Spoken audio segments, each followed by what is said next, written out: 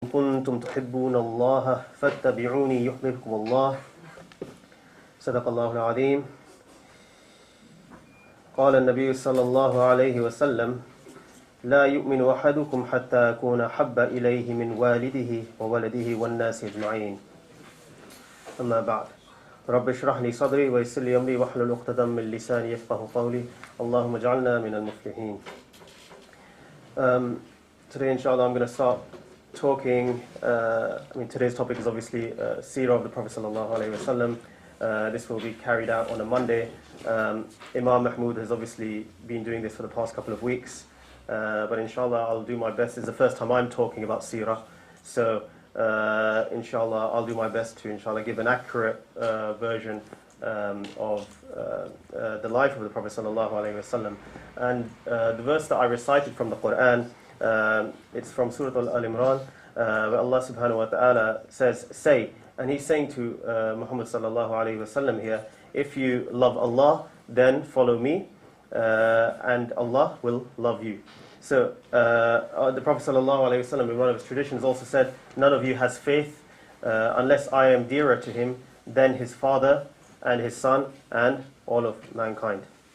And Allah subhanahu wa ta'ala also says in the Quran, وَإِنَّكَ لَعَلَىٰ خُلُقٍ عَظِيمٍ, and verily you, Muhammad sallallahu alayhi wa sallam, are of an exalted standard of character.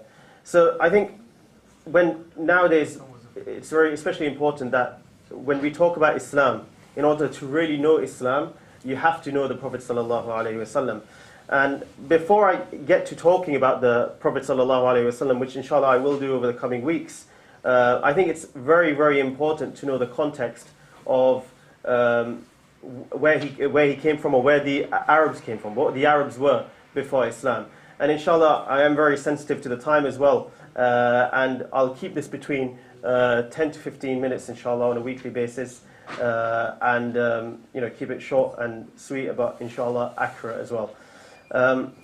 Before Islam, obviously, there was a geographic and spiritual barrier between the East and the West, and you used to have the Christians, obviously, from the West, and you used to have a lot of the faith of Zoroastrianism in the East. And there was a barrier between this, not just geographically, but also spiritually. One would not go to the other's territory, nor would the other come here. And before Islam, the first Roman emperor in the 300s to take on Christianity was Constantine. You might know of him, Constantine the Great. The Christians call him Saint Constantine now, in 306. And one of the things he did was he made sure that there was religious tolerance, rather, of all religions within his empire. Okay, and his head was obviously Constantinople.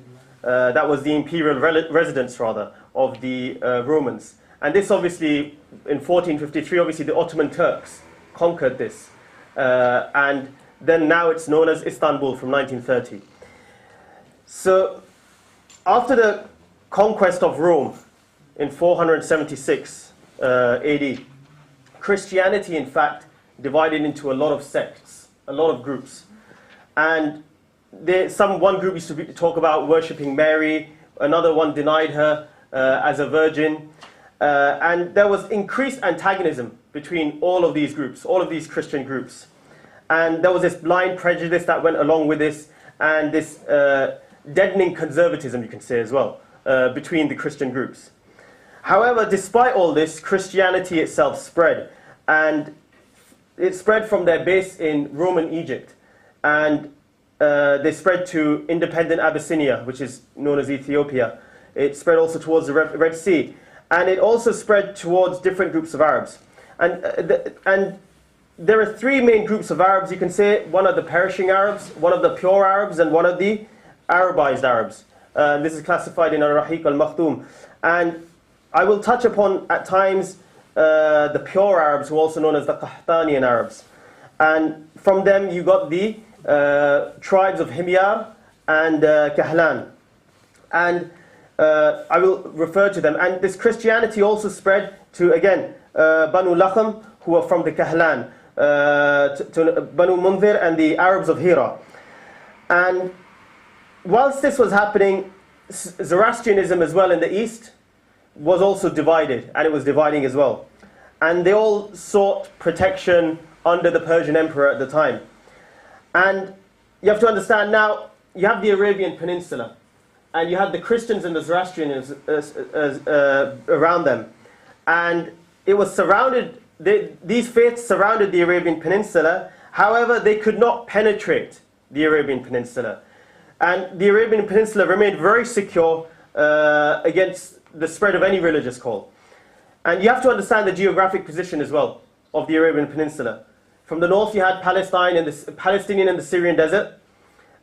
From the east, you had the Kingdom of Al-Hira, which is south central Iraq. And that is where the Banu Lakham resided, who are Christians. And you also had, in the east, you had the Euphrates and the Tigris River. And you had the Persian Gulf. And from the south, you had the Indian Ocean. And you had the Gulf of Aden, which is the Arabian Sea between Yemen and Somalia. And from the west, you had the Red Sea. So it was quite impenetrable. It was not easy to get there. And except for Yemen, which was kind of in the southwest, the Arabian Peninsula was not really well known. And there was an Arabian proverb, of which I'll just say the English, that men feared the sea as they feared death. So it was not easy to get into the Arabian Peninsula. However, trade and commerce did go on at this time. There were two main caravan routes, the eastern route and the western route. And they provided the desert Arabs with income and prosperity. And you have to understand that the desert was not a place of urban law. It was not a place of cities, of urbanization, of crowned kings. It was a place of tribes and clans. And a lot of the Arabian Peninsula itself was very unknown until the advent of the Prophet Muhammad sallallahu alaihi wasallam. And the civilization in Yemen, however, there was civilization. And there was also a civilization along the coastline of the Persian Gulf. And they were very fertile lands. And there were urban centers. And the Himyar, the Banu Himyar, who I mentioned, they originated from the Qahtani and the pure Arabs. They were based there. And they built, one of the things they built, which if you read in history, is they built the dam of Marib. And this in fact increased obviously the fertility of the land as well. And the Banu Himyar ruled generation after generation. And they had a king, Dhu Nawas. And he actually disliked paganism a lot. And he converted to Judaism. And a lot of historians, Allah subhanahu wa ta'ala knows best, but a lot of historians say that the story of the trench from Surah Al-Buruj, the 85th juz, verses number 5 to 9, Allah subhanahu wa ta'ala is referring to this king and what he did to those people at the time. Because there was a Christian who came from Byzantium, Constantinople, and he settled in Najran. And because of his mannerisms and the way he was, a lot of people started converting to Christianity. And he didn't like this, and he gave the people an ultimatum that you must convert to Judaism. And when they didn't, he dug a trench, and he set a fire, and historical accounts say that he killed up to about 20,000 people. Now, when this happened, the Christians, they wanted to retaliate. And this is where the Abyssinians came and they conquered over there. They conquered Dhu Nawas. And later on, eventually these Abyssinians who they had kicked out Dhu Nawas, another Himyari, Saif ibn Dhu Yazan, he came back with the Persians. He took allegiance with the Persians, and then they came and took over Yemen. And then Yemen was ruled by the Persians until the advent of Islam. Okay? So that 72-year rule of Abyssinian rule was then destroyed by the Persians. Now, when the Persians ruled Yemen, their leader, King Cyrus, he neglected a lot of the state affairs. And he devoted a lot of time to his pleasure and pastime because he was a young king. However, Persia still maintained their glory, and they had a strong resistance towards the Christians. and they prevented the spread of Christianity further east rather.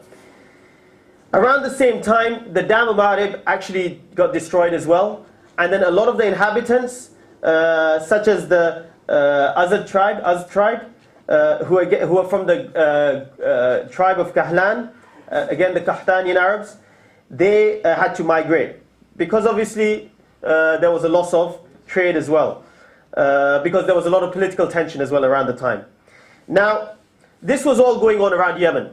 Now, in Arabia, in the Arabian Peninsula, in the desert, this political situation that was going on in Yemen, this was very unknown to the sons of Arabia, the Bedouins or the nomads.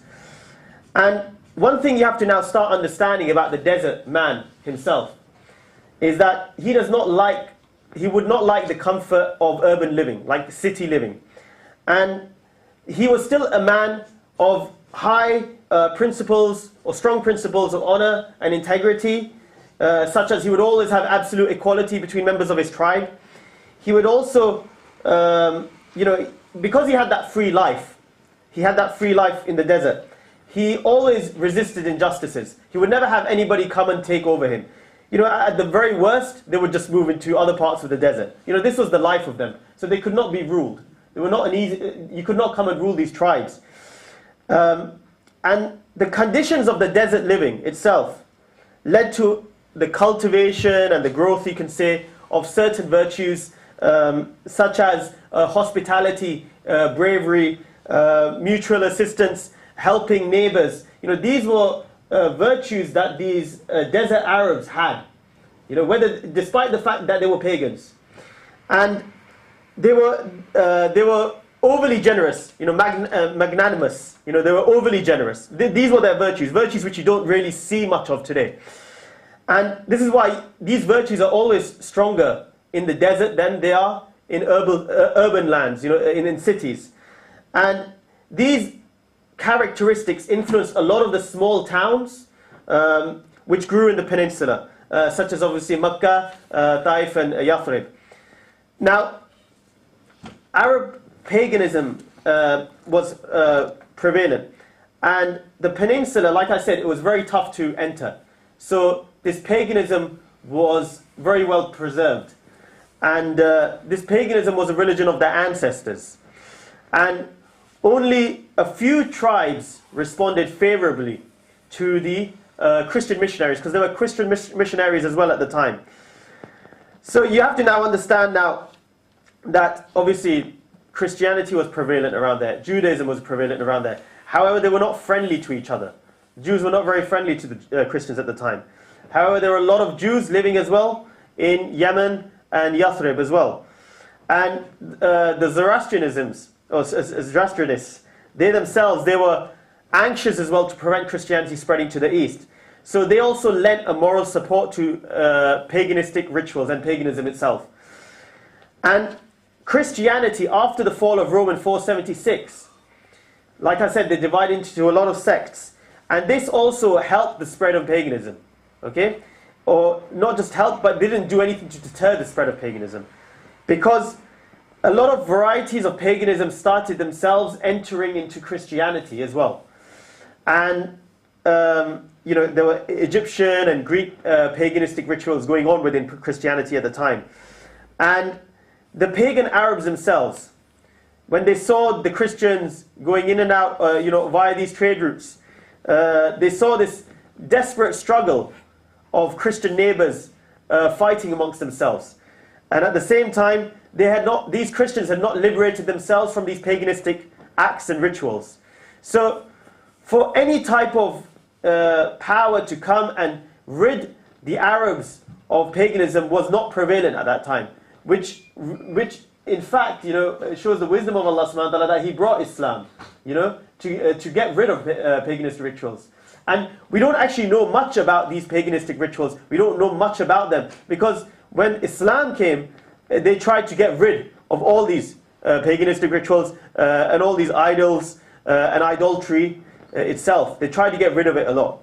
So there's a lesson here, a very brief lesson, that as Muslims, if we're constantly fighting amongst ourselves, we're not going to help ourselves. We're not going to help spread the deen of Islam. We're not going to be much of a use for the deen of Islam. At the same time, there are a lot of customs itself that have creeped into Islam as well, of superstition, which are not conforming to Tawheed and the oneness of Allah subhanahu wa ta'ala. And we as Muslims have to eradicate this from our lives.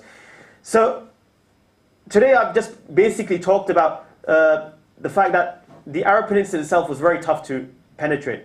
And paganism was prevalent at the time. And inshallah, next week I'll talk about it from the aspect of Ibrahim alayhi salam and the Adnanian Arabs, or the Arabized Arabs who came from the progeny of Ismail alayhi salam. And from this, inshallah, then I'll start talking, eventually leading to the birth of the Prophet Muhammad sallallahu alaihi wasallam and the time and the arena in which he came in. أقول قولي هذا واستغفر الله ولكم ولسائر المؤمنين فاستغفروا إنه الغفور الرحيم.